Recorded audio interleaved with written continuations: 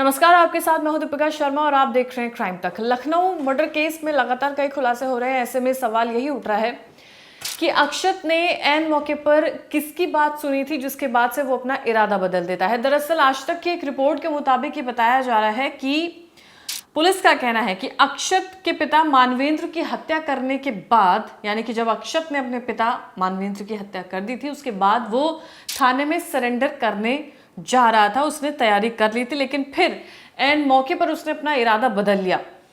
शव के टुकड़े करने का प्लान फिर उसने क्यों बनाया, क्या उसके पीछे रीजन रहा, ये तमाम सवालों के जवाब पुलिस ढूंढ रही है। फिलहाल अक्षत की कॉल डिटेल की पड़ताल की जा रही है।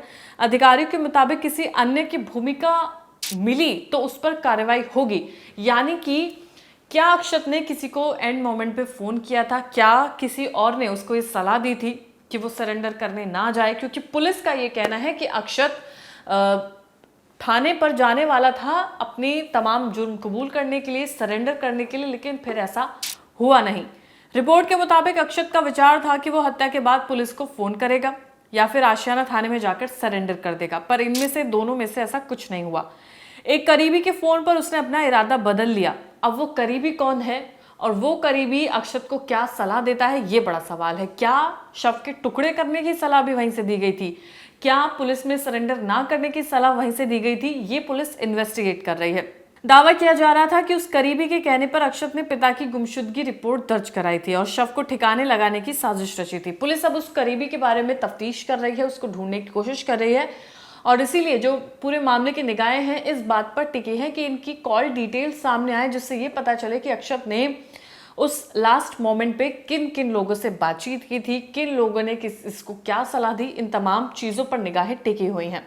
परिवार के लोगों की कॉल डिटेल्स खंगाली जा रही है, साक्ष्य जुटाए जा रहे हैं। करीबी लोगों के उम्मीद है कि मानवेंद्र और अक्षत की सीडीआर से कई राज सामने आएंगे और राज सामने आने ही होंगे, क्योंकि फोन कॉल पर क्या बात हुई है ये सबसे अहम माना जा रहा है इस वक्त। क्योंकि पुलिस का ये कहना है कि अक्षत सरेंडर करने वाला था लेकिन फिर किया नहीं।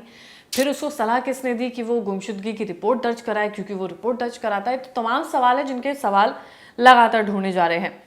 मानवेंद्र सिंह किन लोगों से बात करते थे इसके बारे में भी पुलिस पता लगाएगी, क्योंकि उनके बारे में भी कई ऐसी तमाम बातें सामने आ रही हैं जिस पर पुलिस की पुष्टि करना बाकी है। हत्या के बाद अक्षत ने किन लोगों से संपर्क किया था इसकी जानकारी भी ली जा रही है और ये अहम मुद्दा है इस पूरी वारदात का। इसमें उसके एक दोस्त का नाम भी सामने आ रहा है। यही नहीं, वारदात के समय मकान में मौजूद लोगों के भी बयान दर्ज किया जा रहे हैं। मकसद यही है कि हत्या में अगर कोई और इन्वॉल्व है तो उसका नाम जल्द से जल्द सामने लाया जा सके। पुलिस इस बात पर इन्वेस्टिगेट कर रही है। पुलिस के रडार पर किराएदार भी हैं, परिजन भी हैं, जिनकी जांच में कई अनसुलझे सवाल पुलिस को परेशान कर रहे हैं। सवाल सबसे अहम यही है कि वो जो पूरी बिल्डिंग है जिसमें इस कत्ल को अंजाम दिया गया था, क्या किसी ने आवाज नहीं सुनी? क्या किसी को पता नहीं चला कि गोली चली है? क्या किसी को ये नहीं पता चला कि कहीं से कोई बदबू आ रही है? या किसी को ये नहीं पता चला कि मानवेंद्र आखिर कहाँ गायब है? घर परिवार वाले जो चाचा वहां पर रह रहे थे, क्या उन्हें भी नहीं पता था? इन तमाम सवालों पर पुलिस का शक गहराता जा रहा है। करीब 110 किलो वजनी शव को अक्षत अकेले तीसरी मंजिल से नीचे कैसे लाता है ये भी पड़ताल की जा रही है। साथ ही गोले चलने की आवाज पर पहली मंजिल पर मौजूद रहने वाले चाचा और दूसरी मंजिल पर किराएदार रह रहे थे, उनको इस बारे में क्यों नहीं पता चलता है, इस पर जांच की जा रही है। गोली की आवाज है, क्यों नहीं आएगी? और रात में क्योंकि शोर भी नहीं होता है, सन्नाटा रहता है, ऐसे में क्या किसी को गोली की आवाज नहीं आई? इस पर भी पुलिस लगातार जांच कर रही है। घटना के अगले दिन किराएदार का घर छोड़कर चले जाना भी पुलिस की जांच के दायरे में है और अब मानवेंद्र के भाई से भी पूछताछ की जा रही है। किराएदार ने घटना के अगले दिन घर क्यों खाली किया, मकान क्यों खाली किया? क्या उन्हें पता था कि कत्ल को अंजाम दिया गया है? चाचा जिस घर में रह रहा था उसने कोई गोली की आवाज नहीं सुनी, पुलिस को इस पर भी शक है।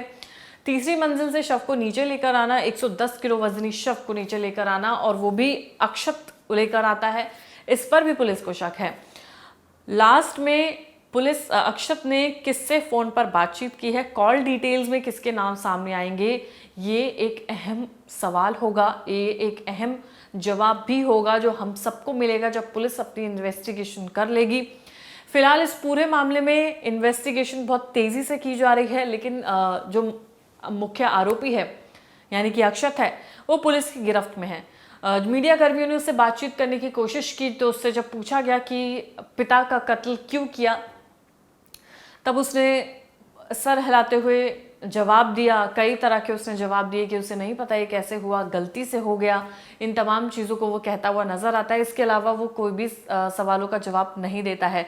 रही बात अक्षत की बहन की, तो वे बोलता है कि वो वहाँ पर मौजूद नहीं थी जब कत्ल को अंजाम दिया गया था, वो दूसरे रूम में थी।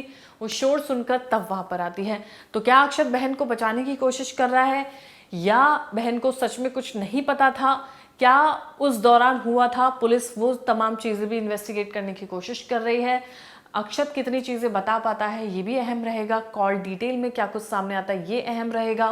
कौन है वो शख्स जिसने एंड मोमेंट पर अक्षत से फ़ोन पर बातचीत की, ये एक अहम भूमिका निभाता है इस पूरी वारदात में।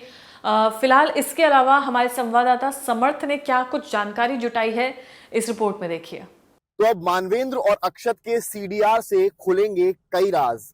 पुलिस अब इस दिशा में काम कर रही है जिसमें अक्षत और मानवेंद्र के कॉल डिटेल्स निकाले जाएंगे। जी हाँ, यानी कि पुलिस ये पता लगाने में अब जुट रही है कि आखिरी उस एक हफ्ते में अक्षत की किन किन लोगों से बात हुई और मानवेंद्र की किन किन लोगों से बात हुई। इस चीज को निकालने के लिए पुलिस अब फिलहाल जुटी हुई है। पुलिस को लगता है कि किसी अन्य व्यक्ति की संलिप्तता है तो उससे भी पूछताछ की जाएगी, सीडीआर निकलेगा, कॉल डिटेल्स आएंगे। उसके बिना पर ये सारी चीजें करने को लेकर पुलिस इस वक्त तैयारी कर रही है। इतना ही नहीं, जेल बैराक में अक्षत जहां मौजूद था उसे पहले दिन नींद नहीं आई। अगले दिन वो रोता रहा, दीवार से सटा बैठा रहा। उसकी निगरानी में 2 से 3 पुलिसकर्मी वहां पर लगाए गए हैं जो उसकी हरकतों पर भी नजर रख रहे हैं। पूछताछ में उसने ये भी बताया कि पिता ने पहले उसे पीटा था, फिर उसने पलटकर गोली चलाई है। इस बीच में काउंसलर भी उसे प्रोवाइड किया गया है जो उसकी काउंसलिंग भी करेगा। इसके अलावा अक्षत पर लगातार नजर रखी जा रही है, लेकिन अक्षत पहली रात सोया भी नहीं। तो फिलहाल जो जांच है वो अब सीडीआर और कॉल डिटेल्स के आसपास है। सूत्रों के मुताबिक जानकारी ये भी मिल रही है कि अक्षत ने पुलिस पूछताछ में ये भी बताया है कि पहले हत्या करने के बाद वो सीधा आशियाना थाने में फोन करने वाला था या थाने जाकर सरेंडर करने वाला था, लेकिन किसी व्यक्ति के द्वारा जब बताया गया ऐसा ना करो, उसके बाद उसने पूरी प्लानिंग की और बॉडी काटना, बॉडी छुपाना, ठिकाने लगाना, ये सब प्लान किया है। तो इस बयान को भी आधार बनाकर पुलिस जो है अब उस तीसरे व्यक्ति की संलिप्तता को लेकर जांच कर रही है और पता चलेगा कि क्या किसी के कहने पर अक्षत ने ये सब किया और अगर किया तो उससे भी पुलिस पूछताछ